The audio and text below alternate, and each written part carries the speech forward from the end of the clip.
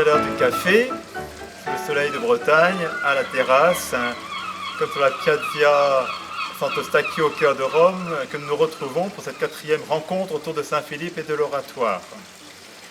La semaine dernière, avec le Père Antoine, nous avons suivi Philippe jusqu'à San Germano et Gaète, où Philippe a vécu une expérience spirituelle très forte, une forme de conversion, en tout cas comprise en tant qu'un rapport très fort au Christ Jésus devant la contemplation du Christ de Gaète, du crucifix de Gaète. Et laissant tout projet mondain, tout projet de carrière, il quitte son oncle Romolo et la promesse d'héritage, et il se retrouve à Rome, la ville éternelle, le centre de la chrétienté. De grandes figures vont venir en pèlerinage au XVIe siècle à Rome. On pense à Copernic, à Érasme, à Luther, à Du Bellay, à Montaigne, etc. Mais la ville que découvre Saint-Philippe est une ville un peu exsangue. Il y a eu le sac de 1527, où les troupes du connétable Bourbon, à la solde de l'empereur Charles Quint, vont ravager la ville éternelle.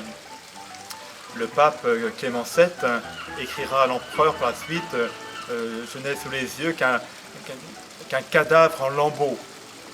Et puis succédera en 1530 des inondations incroyables. Si un jour vous allez à Rome, allez voir près de la porte d'entrée de l'église de la Minerve les différents niveaux, et un des plus hauts niveaux des inondations qui a atteint jusqu'à l'église de la Minerve se trouve une marque. On voit jusqu'où les eaux sont montées. Il y a le chien Padova qui porte un nom italien qui est avec nous également pour cette vidéo, évidemment. Elle s'intéresse à Saint-Philippe. Et puis en 1534, c'est le schisme de l'église d'Angleterre. Et donc c'est dans cette tourmente que Philippe arrive à Rome. Et donc le climat est un peu dépressif. Le pape Paul III est élu. Il va tenter, à la suite de Clément VII, de relever la ville, mais dans un premier temps, c'est très douloureux. Philippe va retrouver là un grand nombre de Florentins.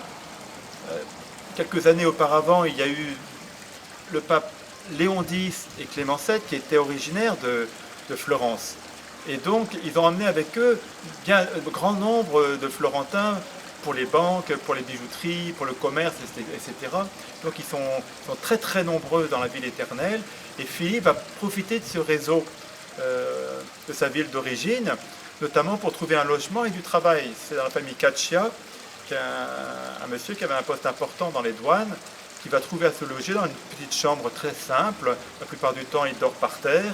Il a quelques livres avec lui, une ficelle à travers de sa chambre pour y mettre son linge, et puis il se nourrit de très peu de choses, un peu d'eau prise au puits de la cour, il fait cuire la farine, quelques olives qu'on lui donne.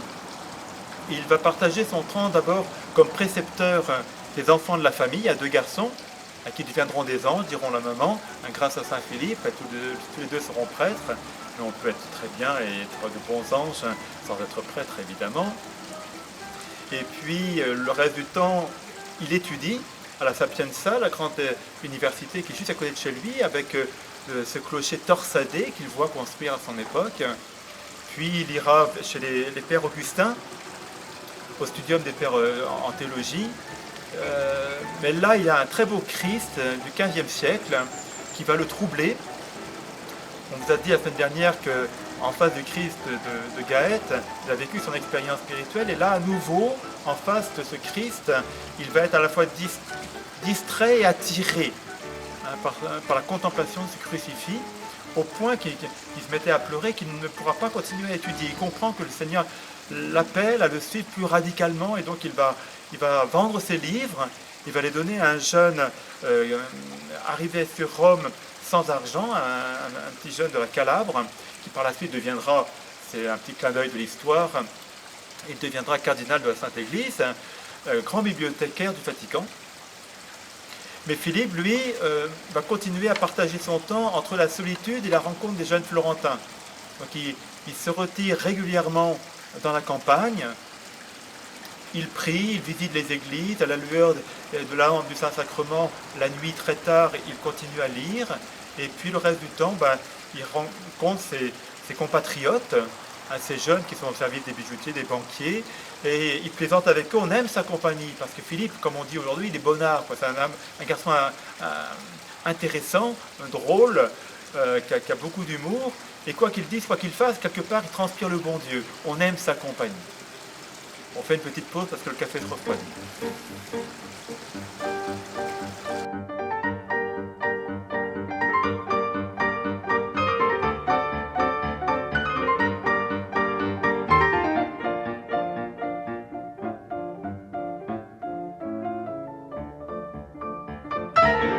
Lorsque Philippe arrive à Rome en 1534, la ville est assez petite, elle faisait grosso modo 55 000 habitants au moment du sac de 1527, il n'en fera plus que 33 000 après le sac, sachant pour la petite histoire qu'elle faisait près d'1 million d'habitants à l'époque de César.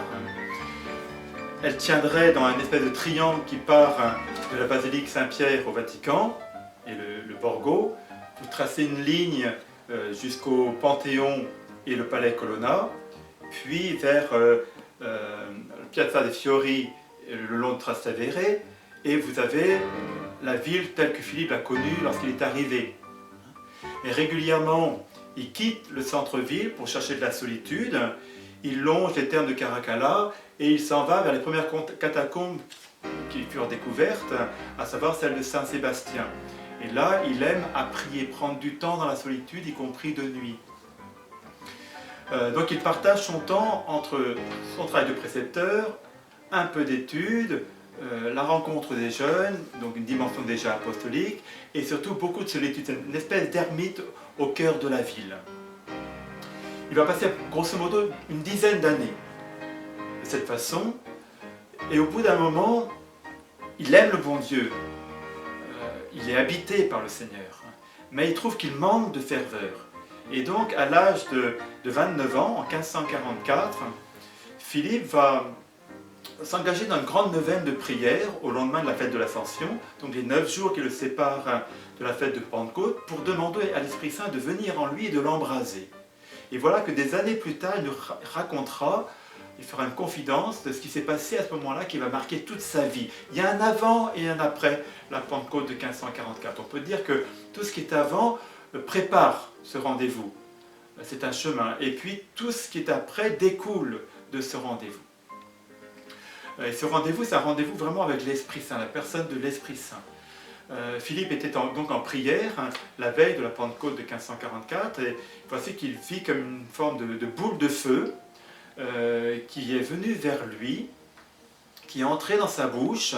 Bon, il raconte ça avec les mots comme il peut, parce que c'est une expérience personnelle et mystique.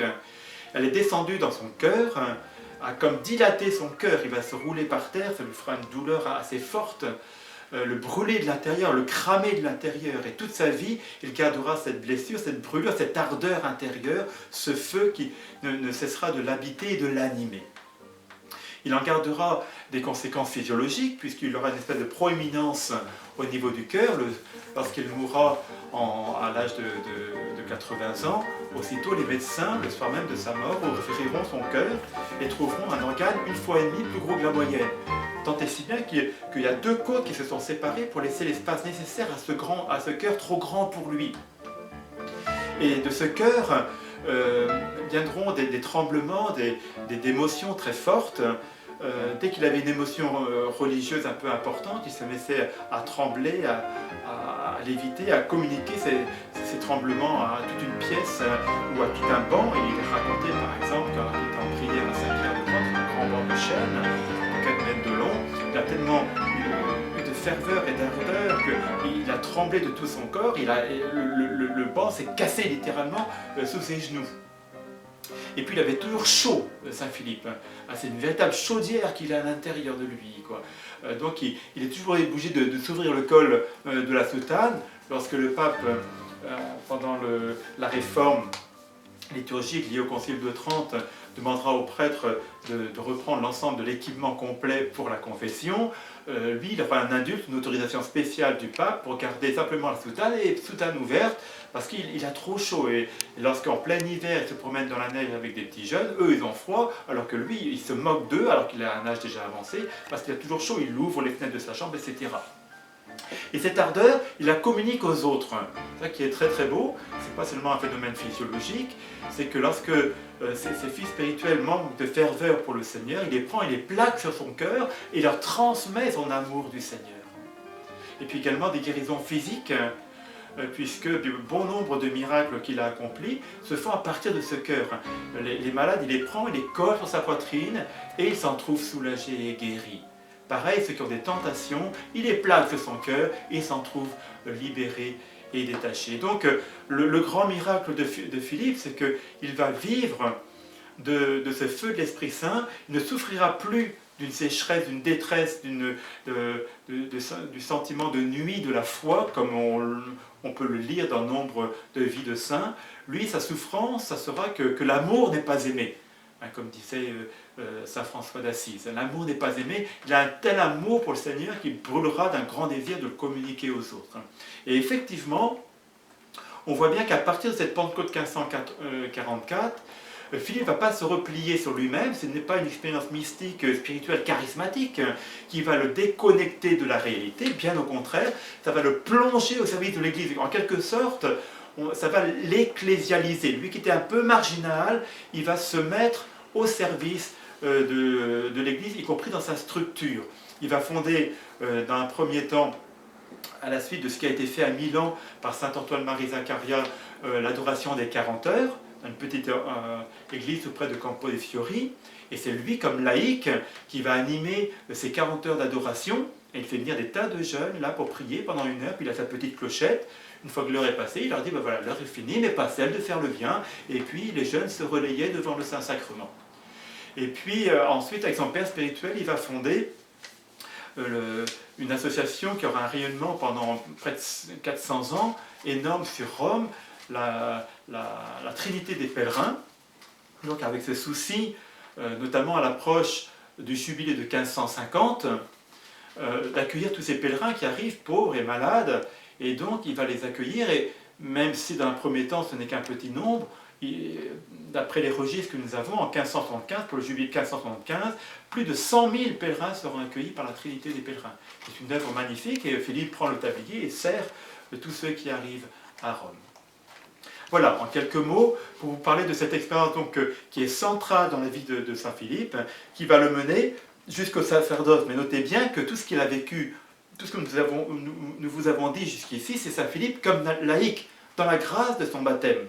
Il s'est livré à l'action de l'Esprit Saint, et il est pour nous vraiment ce signe de la façon dont Dieu peut prendre possession de quelqu'un lorsqu'on se livre vraiment à lui.